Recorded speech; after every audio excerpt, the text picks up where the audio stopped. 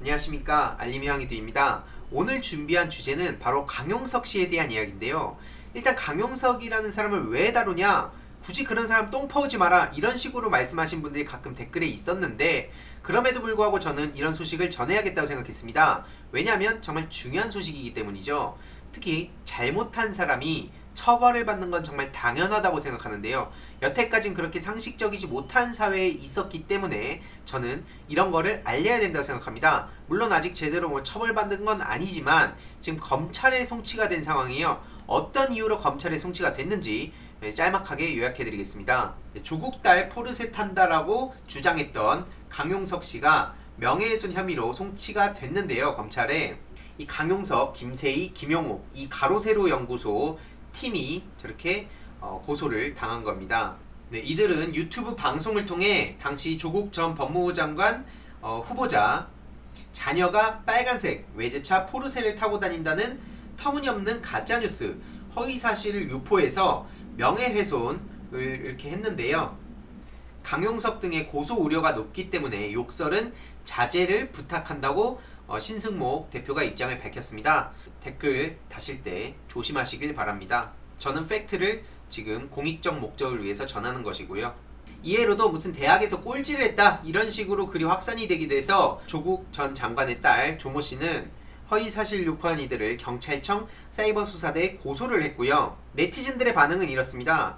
이놈은 콩밥 먹여야 된다. 지는 유부녀 탔으면서 왜 지적이지? 불륜을 얘기하는 것 같습니다. 저 가짜뉴스를 퍼뜨린 악성 댓글러들도 전부 고소해라. 솔과 포르쉐를 타던 말던.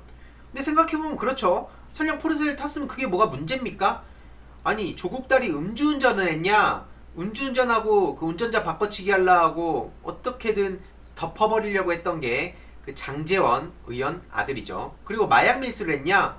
지금 터무니없이 대권주자 이름으로 나오고 있는 홍정욱 씨의 딸 얘기죠. 그런 걸 하지도 않았습니다. 근데 저렇게 마치 범죄자인 양 포르쉐 타고 다니는데 어쩌라고요? 뭐 부러워서 그런 겁니까? 그리고 포르쉐를 타지도 않았죠. 인간이 저렇게 더럽게 살기도 힘들 듯. 설령 그게 사실이라도 뭐가 문제인데 네티즌들의 반응은 이렇습니다. 저는 이들에 대해서 비판적인 이유가 뭐냐면요, 최소한의 상도덕이라는 게 있습니다. 물론 이 상도덕이라는 것도 주관적인 거기 때문에 사람마다 견해는 다르겠습니다. 그래서 저도 어떻게 강요를 한 적은 없습니다만, 최소한 우리가 살아가면서 각자 생각하는 최소한의 도덕 법칙이 있지 않습니까?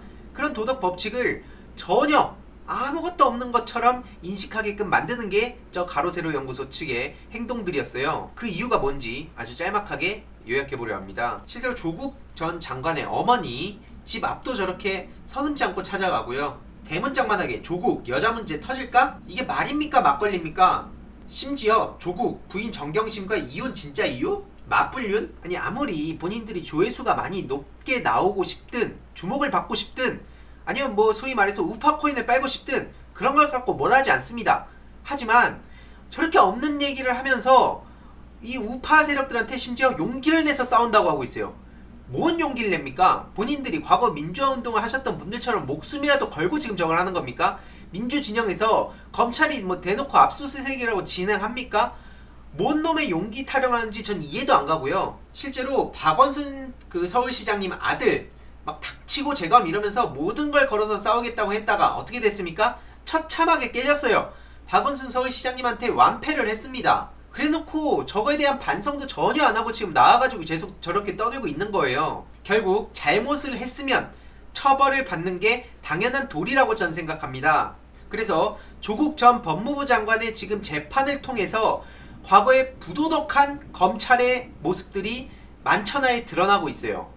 당연히 조국 전 법무부 장관의 실추된 명예도 다시 회복할 필요가 있다고 생각을 하고요.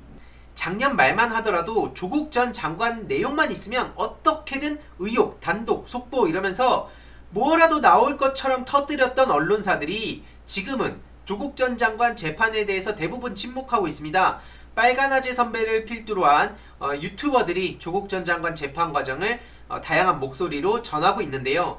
그럼에도 불구하고 어찌됐든 중요한 것은 언론이라고 생각합니다. 언론이 제대로 이런 내용을 다루지도 않으니까 대부분의 국민들이 계속 그 언론의 프레임에 놀아났던 게 여태까지 현실인데요.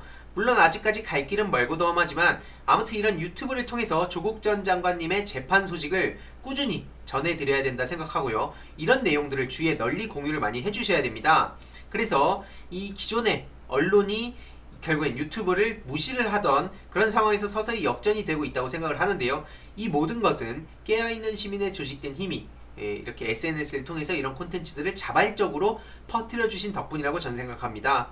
오늘의 결론, 강용석의 터무니없는 명예훼손, 가짜뉴스, 허위사실 유포 반드시 처벌받을 수밖에 없을 것이다.